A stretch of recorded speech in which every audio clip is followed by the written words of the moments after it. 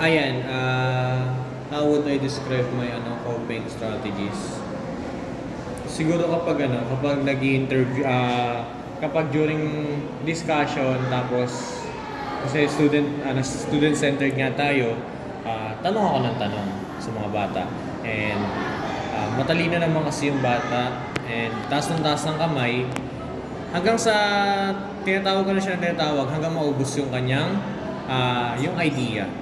Yung mga tungkol doon sa mga tanong ko. Yun. Number 3, can you share a difficult experience you've had with a student showing behavioral issues? Pinaka-difficult na na-experience ko is yung bigla-bigla na lang sila sumisigaw.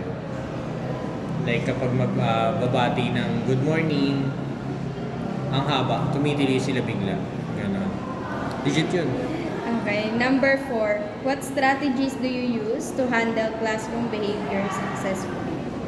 Tatawagin ko sila sa pangalan nila, tapos tatanungin ko kung tapos na ba sila or done na ba sila.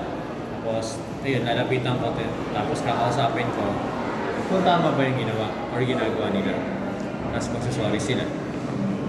Okay. Number 5, in what ways do you think your training has equipped you to deal with behavioral challenges?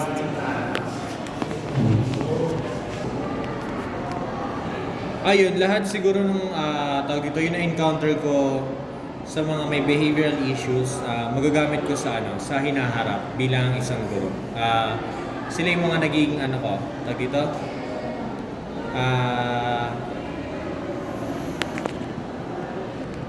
ayun, sila yung naging inspiration bilang kung paano i-handle sila o i-treat sila, kung paano sila sa kanilang age.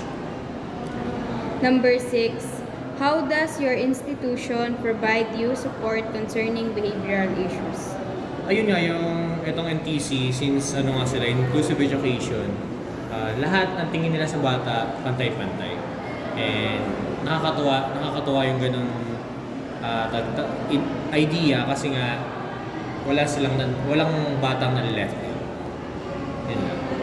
Number 7, how do you evaluate your own coping strategies when managing challenging behavior of pupils?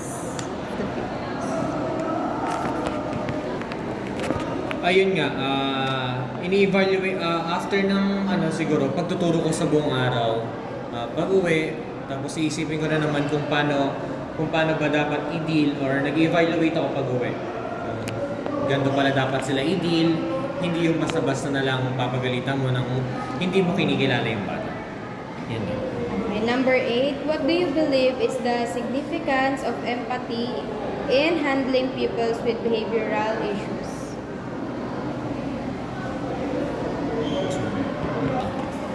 Ayan, I believe na yung significance ng empathy, siguro dapat alamin ko muna yung background netong batang to bago ako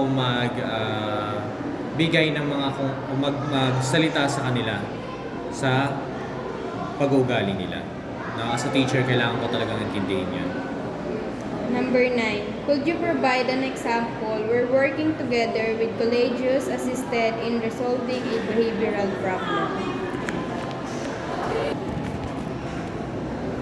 Ayun, while working with my colleagues, yung kung paano ko i-resolve yung behavioral issues ng mga ganito. Kunwari, yung co-intern ko, nagtuturo that time, tapos siya parang hindi nakikinig or may ginagawang something na alam mong ikakasama niya, kinakausap ko siya.